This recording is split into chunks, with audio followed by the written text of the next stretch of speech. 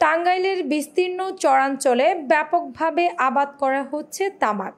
বিশেষ করে যমুনার চরাঞ্চলে তামাক আর তামাকের আবাদ হচ্ছে। এছাড়া ভুয়াপুর, কালিহাতী, নাগরপুর সহ বিভিন্ন উপজেলায় এবার ব্যাপকভাবে আবাদ হচ্ছে তামাকের। সরকারি হিসেবে জেলায় মাত্র 233 হেক্টর জমিতে তামাকের আবাদ দেখানো হয়েছে। তবে বেসরকারি হিসেবে প্রায় 2000 হেক্টর জমিতে এবার তামাকের আবাদ হচ্ছে।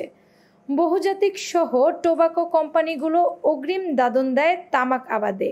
এছাড়াও পণ্য বিক্রয় নিশ্চয়তা থাকায় কৃষক তামাকের আবাদের প্রতি দিন দিন ঝুঁকছেন। দেশে প্রায় 4.25 কোটি মানুষ প্রত্যক্ষভাবে তামাক সেবনের সাথে জড়িত। পরোক্ষভাবে ধূমপান শিকার প্রায় 3.84 লাখ মানুষ। তামাকের ব্যবহারে হৃদরোগ, ক্যান্সার, বক্ষব্যাধি সহ নানা ধরনের জটিল রোগে মানুষের মৃত্যু ঘটনা ঘটছে।